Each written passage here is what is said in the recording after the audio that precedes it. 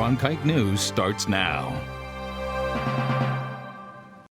Welcome to this Thursday edition of Cronkite News. I'm Jamie Landers. And I'm Dylan McKim. Thank you for joining us as we continue to work remotely. Social distancing, staying in quarantine, and wearing face masks are still recommended ways to stop the spread of COVID-19. But because of supply shortage, many people have turned to making their own cloth masks. Nicholas Torella from our LA Bureau explains the importance of wearing them in public and a few tips on what not to do to stay safe. Face masks used by medical professionals are in such short supply that American health providers have begun dipping into the strategic national stockpile of medical supplies. According to the Committee on Oversight and Reform, over 180,000 N95 respirators have been shipped to Arizona alone as of April 6. Ear, throat, and nose surgeon Dr. Sean Necessary stresses the importance of saving medical-grade face masks for medical professionals. We need those N95 masks in the emergency room, in the intensive care, in clinics where people are coming in coughing, and they're choking, coughing, having a hard time breathing. But even the best masks still have their flaws. Wearing a face mask is not a bulletproof shield. So you're not able to touch your mouth, face, touch around the mask, because as you breathe in and out, any droplets get drawn in onto the mask. You want to try not to touch it, adjust it, fidget with it. The Center for Disease Control and Prevention recommends that Americans wear homemade cloth face coverings in public to avoid shortages of the N95 mask. In Los Angeles, Nick Torella, Cronkite News. 3 Arizonans have been chosen to be on the bipartisan White House task force focused on economic recovery during the coronavirus pandemic. It's been dubbed Open Up America Again. Democratic Senator Kristen Sinema, Republican Senator Martha McSally, and Republican Representative Andy Biggs will be providing counsel to President Trump on reopening businesses across the country. They'll look at ways to start easing businesses and social restrictions around the coronavirus.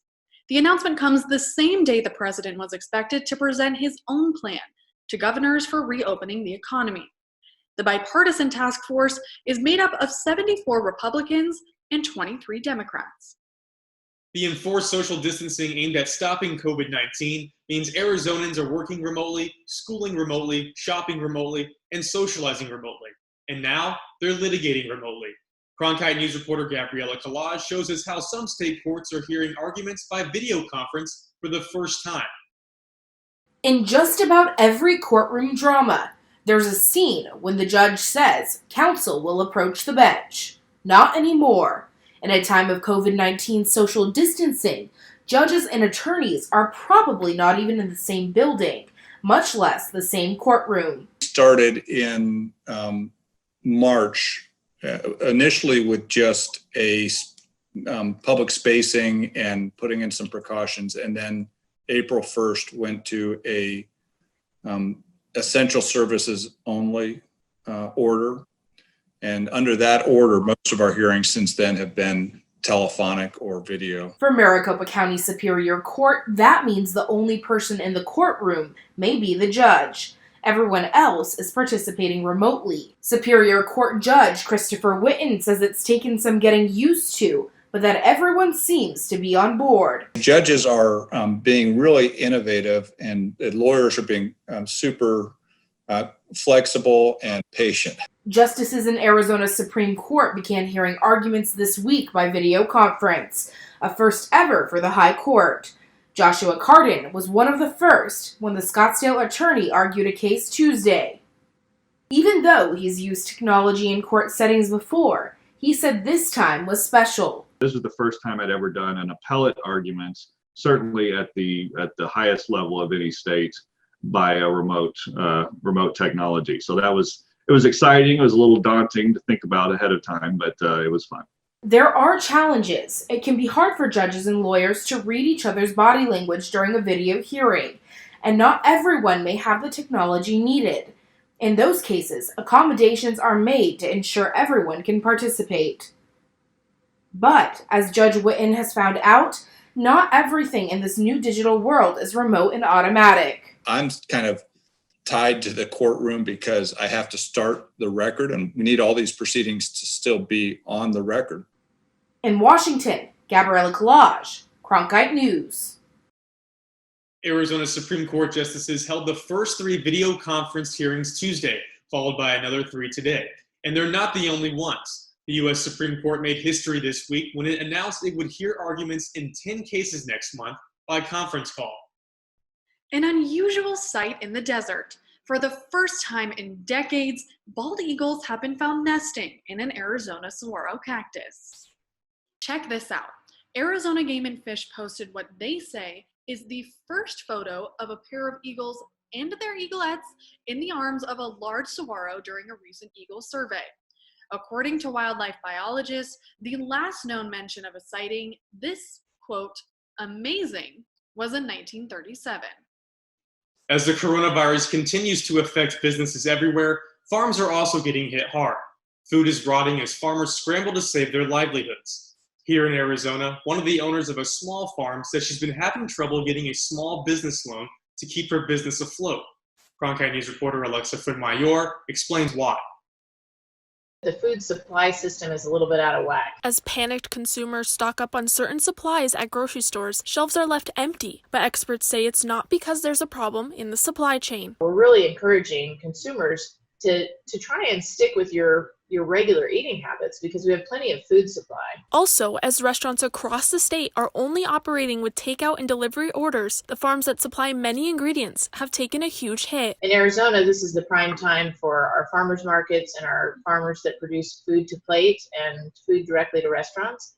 And so they're having a particular challenge right now in finding a way to get that supply to their customers. One of these farms is McClendon Select, located in Peoria and Goodyear. Its owners say most of their business comes from selling their products to restaurants, and they're hurting right now. Literally overnight with the COVID-19 restrictions, we watched our restaurant business drop by 95%. So 75% of our business, almost all of that went away overnight. According to the Arizona Farm Bureau, farms and ranches cover about 26 million state acres, and agriculture has more than a $23 billion impact on the state's economy. 40% of Arizona farmers are women. As the federal government pushes through an emergency economic support plan, part of it includes the CARES Act, which stands for the Coronavirus Aid, Relief, and Economic Security Act. As a part of it, the Small Business Administration is providing disaster loans. But when McClendon tried to apply for one, she says she was shocked. You may not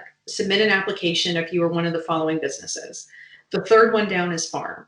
SBA has expanded many of our programs as a result of COVID-19. Later on, we may hear something about farmers being added, but as of right now, we don't have any availability to farmers and ranchers under the Economic Injury Disaster Loan Program with SBA. For now, the SBA is referring farmers to the U.S. Department of Agriculture, which allocated $9.5 billion for agriculture producers under the CARES Act. When McClendon reached out to the USDA on how she can access these funds, she learned the only relief available was weather-related, which does not apply to her business. When asked by Cronkite News to comment, the USDA says, quote, USDA is actively monitoring all agriculture commodity markets during the COVID-19 national emergency. The U.S. food supply chain remains safe and secure, and we are committed to ensuring America's farmers, ranchers, and producers get through this pandemic. We are swiftly evaluating the authorities granted under the CARES Act and will leverage our programs to alleviate disruption as necessary. End quote. What I don't see from either the USDA or from any other source is a voice for small agriculture. I feel like that is being left out. And while it may be, my farm is a very insignificant player in that, if you look at the totality of what small agriculture does in this country, it's enough to be disruptive. McClendon was eligible to enroll in the Paycheck Protection Program, which is designed to keep small business employees on payroll. However, McClendon says she's worried about the cost of caring for the farm. It will be nice, yes, to be able to keep our employees for 8 more weeks, but I don't know how we're going to cover our overhead while we do that. For now, McClendon Select is forced to just wait and hope for the best. The cost of letting our farm die will be so expensive and so prohibitive to get it back into a place where we could plant again someday. In Phoenix, Alexa Fuenmayor, Cronkite News. McClendon Select hopes to resume regular business operations when Arizona's stay-at-home order expires. As the number of people on unemployment continues to rise in Arizona, some people are looking for loans, in a less traditional way, just to make ends meet. One Tucson pawn shop owner says he's seen business at his shop more than double. In a normal month, he says maybe 30 people would ask for a pawn loan. But in the last week alone, he's given pawn loans to more than 45 people looking for quick cash. You know, people are coming here crying at times, and it's kind of heartbreaking, you know, because they're asking for money for food. He went on to say, in 10 years of being in the business, he's never seen the borrowing demand so high. His shop extended borrowing grace periods over 90 days. But whether his shop can continue to keep up with the demand is the question. Right now, Arizona is lighting several buildings across the state blue as a sign of support for medical workers and first responders battling the COVID-19 crisis. People are using the hashtag #LightAZBlue to share images on social media of the blue-lit buildings. Some of those include the Arizona State Capitol, Executive Tower, and Phoenix Children's Hospital. Other cities getting in on the glow: Tempe, Tucson, and Scottsdale. Governor Doug Ducey is encouraging local businesses and buildings to join in the statewide tribute. Spring is in full swing this week, and things are warming up across the valley. Hopefully it won't get too hot just yet. CJ is standing by now with a look at our weekend forecast. Here in Phoenix, there is no expected rain or any other kind of precipitation for today or for the rest of that week from that matter. As you can see, by 6 p.m., we'll be up to 84 degrees and we'll have nothing but sunny and clear skies. And that will carry on over to 7 p.m., the next hour, where the temperature will drop down to 82. But those clear skies will carry on over to the rest of the evening. As you can see, by 8, 9, and 10, we'll have no chance of rain and another clear and starry night for that for tonight. As we get to 10 p.m., those temperatures will drop down to the low 70s. As for tomorrow, the day planner here in Phoenix, pretty much the same story. I mean, we are expected to see a little bit of clouds. It will be mostly sunny by 8 a.m. come tomorrow morning with a temperature of 66 degrees. That will obviously warm up as we go on throughout the day. By 2 p.m., we will see those clouds return, but again, no forecasted rain or anything like that. And come nighttime, by 8 p.m., another clear and starry night, and we'll be down to the mid-70s come Friday night.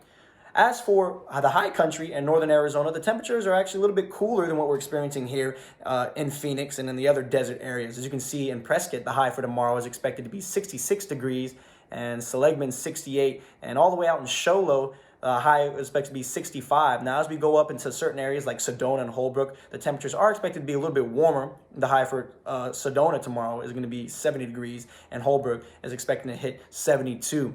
But as we come farther down south, back down to Phoenix, that's where the story changes a little bit. We're actually expected to hit 90 degrees for the first time this year, starting next week. We're a little bit behind schedule. As you can see, the average first occurrence for 90-degree weather is right around March 31st, and we're well into April. But that isn't the latest time that we've experienced. Going back to 1912, over 100 years ago, the latest Phoenix has ever hit 90-degree weather was on May 12th. Earliest would be back in 2016 on February 17th. And last year, we hit 90 degrees for the first time on April 8th. So we are a little bit behind schedule, relatively speaking. Now it's April 16th, and we're not expecting to hit 90 degrees until later this week. And I'll go ahead and get into the 8-day forecast and show you what I'm talking about there. Now, as for this weekend, it's looking to be like another sunny, sunshine-filled weekend. 87 is expected to be the high for tomorrow. We're actually going to dip down to 80 degrees by Saturday and Sunday. We're going to get back up into those mid-80-degree temps. Monday, we actually flirt with the 90s a little bit, and we don't get too flirty with 90-degree weather again until Wednesday. But come Thursday and Friday of next week, we dive right into that 90-degree weather, and we're expected to hit a highs of 91 for both Thursday and Friday, and those are expected to be the first days of 90-degree weather in Phoenix. Now, as spring slowly turns into summer, we're going to start to see those temperatures that makes the Valley of the Sun live up to its name. Now, from my house to yours, I'm CJ Chides for Cronkite Weather. Since 2005, thousands of runners have gathered in Tempe to honor the memory of Pat Tillman, the ASU and Arizona Cardinals star safety who was killed in action in Afghanistan in 2004. But this coming Saturday, those runners will no longer be taken to the streets of Tempe. Instead, they'll pay tribute to Tillman virtually. Cronkite reporter Kirsten Corns shows us how. What comes to mind when you think of a legend? For the state of Arizona, the legacy of star football safety and Army veteran Pat Tillman lives on every year at the annual Pats Run in Tempe. It's a great day for Sun Devils. It's a great day for friends and family of Pat to be able to come kind of together on an annual basis to have kind of a special tribute to him. Pat's Run this year was expected to bring nearly 30,000 participants together for a 4.2-mile run that would have finished on the 42-yard line of Sun Devil Stadium. Here we are, 16 years later, having 28,000 signed up, and we could probably get 35 or 40, but obviously the streets can only hold so much. Sadly, however, on March 14th, the Pat Tillman Foundation announced its virtual plans following the social distancing recommendations issued by the CDC due to COVID-19. An important thing to still have go on. It means a lot to a lot of people, so to find a way to continue to do it, in a safe and compliant fashion is important as opposed to outright canceling it. Runners will now have the chance to get creative and find 4.2-mile routes in their own neighborhoods or homes, in which they will run remotely through social media. I live downtown Raleigh, North Carolina, so I'm kind of trying to set something up where I just go through the downtown area and kind of circle back towards my house. I live in a pretty small town here in southeast Iowa, but we do have like 17 miles of trail systems here in town, so scattered out a few areas, and so I have the 4.2-mile course that I want to run. I live in North Carolina now, but one of the most recognizable things about me is I'm the guy that I still have all my Pats Run shirts. When I go to the gym, I'll wear them. And I'm the Pat Tillman guy because it doesn't matter if you went to ASU, if you're from Arizona or not, like everyone knows who he is. And it is that legacy of Pat Tillman that drives this event, regardless of where participants might run their 4.2 miles. Still excited. I'm still clearly repping my ASU gear, and it's definitely a little different, but it's fun in a different way. Just do it virtually, and that's still a plus, because we get to pay that remembrance. And that's the reason why we did it.